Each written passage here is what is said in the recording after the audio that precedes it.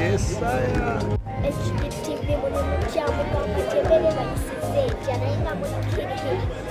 Kituufu ekyo soko buli kuba na Uganda okubanga ate oli signed under Black Market Records.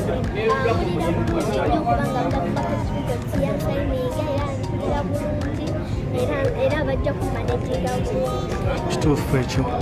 soko tubulire birthday eno ya myaka emeka gyo celebrating?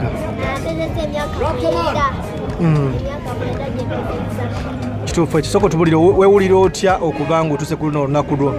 olw'emyaka 9? Kituufu ekyo kiki osinza okwesunga kweno birthday?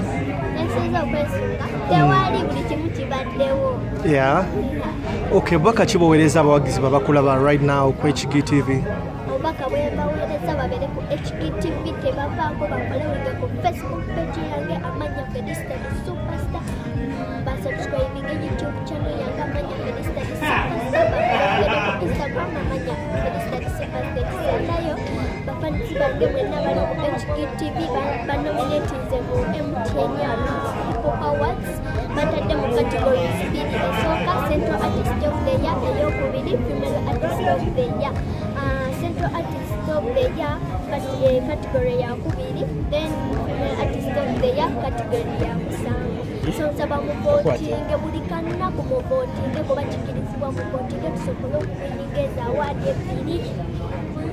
Wekumire ku HGTV temuvaayo. Baka bwekalesa bazadde bange beebale nnyo okubako surprise eno, beebale nnyo era mbaagala nnyo. Jamzee. So, soko tubulira olunaku lwaleero olusanze otya ku birthday ya Felista? Olunaku lwaleero lunyumidde. So, kubanga Felista abadde surprise yali takimanyi nti bamukoledde bwe bati, nange bayiza mbadde simanyi nti bakikoze bwe bati. So kinyumidde nnyo naddala omulyango kuba obaddewo ng'ayingira kibadde masi nnyo nnyo nnyo. Kituufu ekyo. Soko tubulire jana eno ne Felista okubanga it's a parent-daughter relationship. Ogisanze otya mzee? Eri challenging ng'ogyeko ekyokuba nti parent-daughter ni single father yanzaabira naye sibeera na maama we. So eri somehow challenging ate nti obuzibu bwe yafuna kale bwe yajjira abantu omumanya nali olwedde mmaze omwaka mulamba nga ndi ku kitanda. Masanga babiri bankuba ekibiseera kati nga bwogamba nti owonye ozeemu otereddetereddemu omwana n'avaayo. So nali nnyina omubeereramu pasi oba nze nali muyimbi, so ebyo byakola byonna byonna sigambu yagwira bigwire oba biki byamu famire. So nali nga nnyimba nga mayiminga obintu byange nga bimayiminga naye nga simanyi nti asobola okuba ate owakaby okunsinga okitegeera. So ne tugenda ne tusanga byo sitede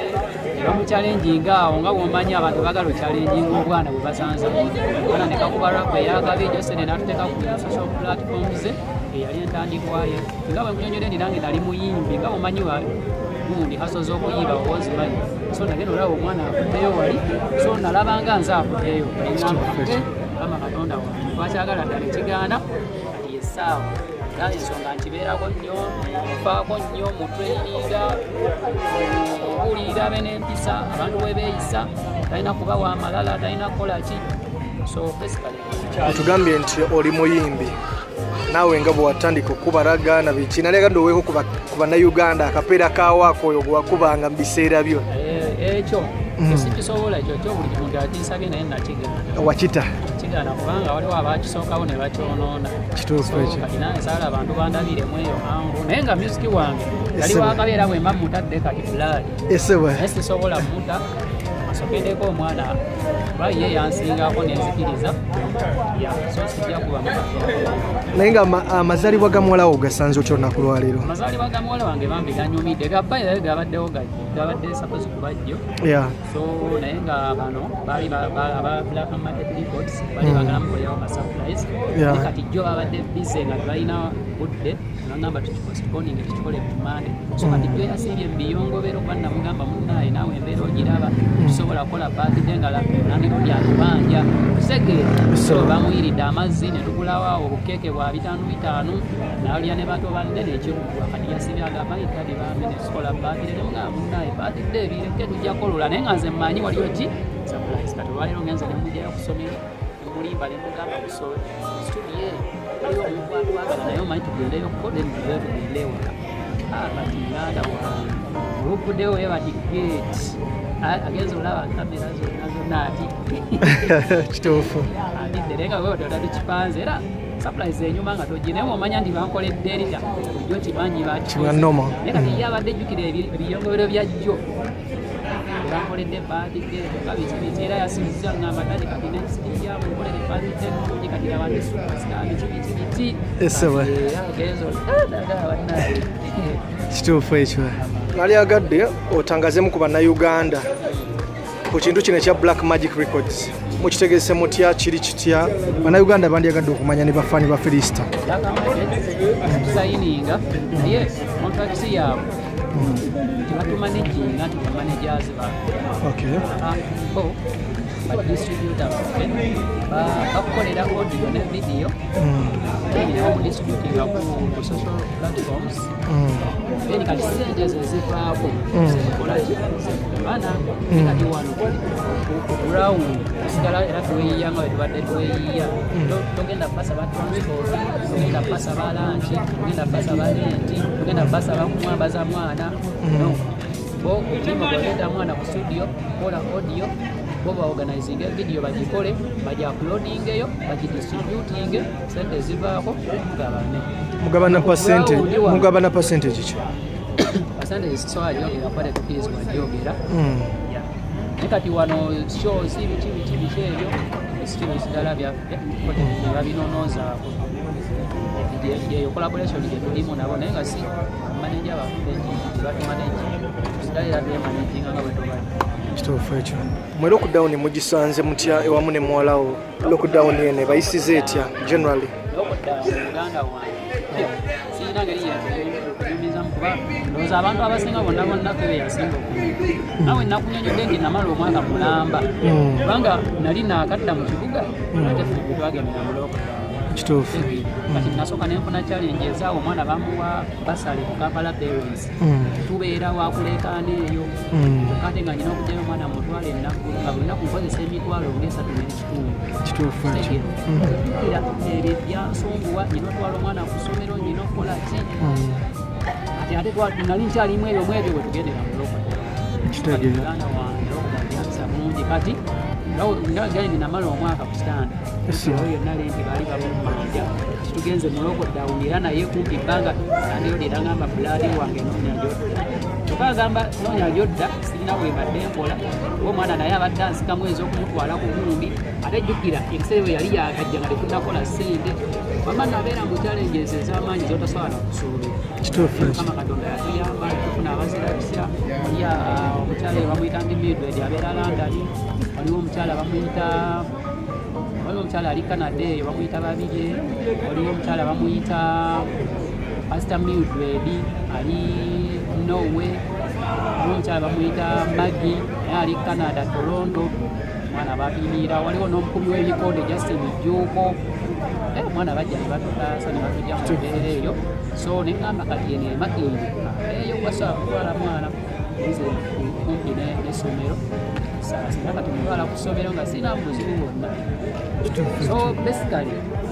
lockdown eri nnungi okusalirira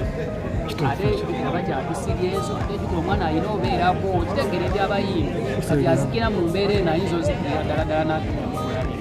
kitegeere so making sure nti abeerawo ate katonda kyeyamuyamba nti ye freestyles zakola abantu bazagala kubanza ekimanyi entertainment si kukola bukozi video na audio n'otekivu buli omu alina engeri gy'entertainingamu abantu era omuntu ayinza okugamba nti Felista akoze ekyo munominatingamu emuteni Hip-Hop Awards kitegeere naye fe tubadde nga tukola freestyles abadde akolanga freestyles nzitwendinganga ennyimba ensonga lwaki bamulonzera saabannaye mugende voting categories 2 Central Artist of the Year mu hip hop Female Artist of the Year hip hop ziwangula ezo ate era muno mwenda okunakoda bawanguliramu high school award era twagiwangula so kati lockdown ebadde bweke badi esanyu badi ennaku remixed mwene embeera gye tuli mu kusuka bayimbi entertainment industry media nebigendera ku nti lockdown yatunyiga nnyo abantu bandyagadde okumanya Felicita omutegeso otya esanze senyino mukolera kiri kimu traininga balira mweno lockdown yasinza okufaako ekyo traininga okwongera okubeera confident so njagala afuneyo confidence like banze level gyaliko akyali mu upcoming so amugamba nti upcoming so njagala afuneyo confidence y'abasita nyongera n'omuteekamu empisa ayige okwenza obulungi bwange n'ekirala ayige okukola emirimu gy'ewaka era njagala nnyo nyazanne n'abaana banne namubanzanya ate ayina okusomanze embeera nti mugamba ninawe ofuuka sitooya nga tewasoma ebyo byonna byabwerere kuba nze ndabyeko ono basita sisobola kwogera amannya kuba nnyinza osinkuula fitina tinsobola obasita beera abanga singa nasoma naleesimbyewo singa nasoma nale ninga tebakisobola okitegeera so basita abasoma bagenze ne beesimbawo ne bafuna ebifo ne bagenda ne bakola ki so besides talent yabo wali kitegeera newankubadde muyimbi alina okusoma so eyo maaso kijjamu yamanga byonna bigule kuyinze wange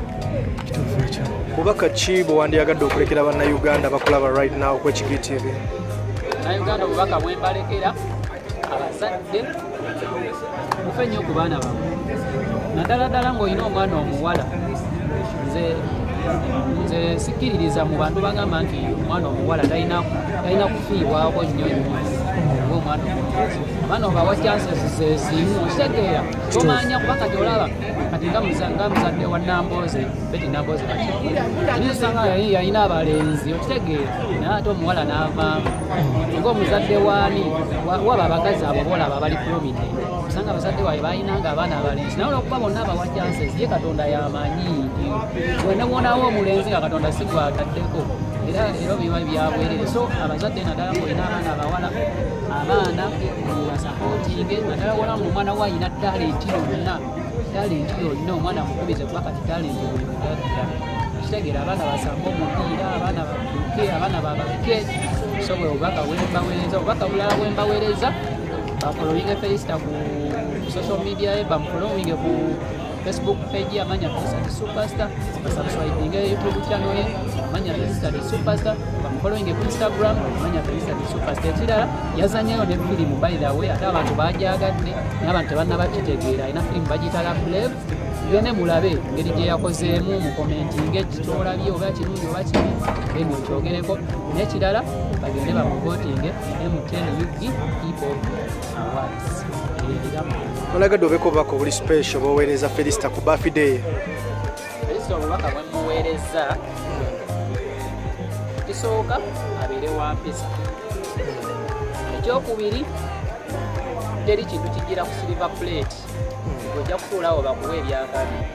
bakuwa ebirungi buli kirungi olina okukikolerera mbeera mugamba era nekino nakimubanku birthday nti obwa Superstar babukola ki bakolerera bukolerere tebwereeta okuwanya nnyo example ya Spice Diana nti olaba Spice Diana Superstar naye gwe njagala ofunayo olunaku lumu ogenda osulako ewa Spice Diana olabe kikyayitamu gwe omulaba wano nti Superstar naye akikolerera so ne Felicita mbeera mugamba kikolerere beera ng'okikolerera kireme tekiteteereeta kyokka so obubaka bwakuwa kozi n'okwongera okuwa abantu ekitiibwa kisigadde kabi ekyo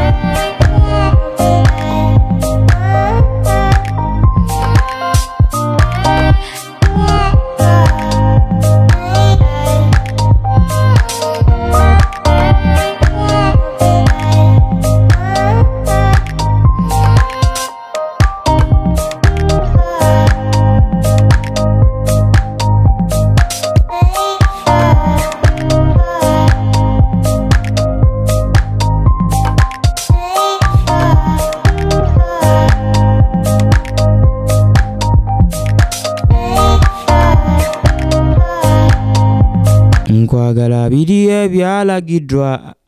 oh my bad ibi nkwagala biri ebyalagidwa oh my bad ibi what on about Mr. John Black the African boy and Nico's TV, you know what it is. Subscribe what I baby sing oh yeah boss Pasaba babe tashika bochuko izo kunzuta Tashika omukwana shiradde kinuma eno kapyata kwetulo nywere nze Chosen Becky abawagizi bange mwenna abali eyo mwenna abanjagala abangobeera mbasaba subscribing ku Nico's TV and mujiliking. Thank you.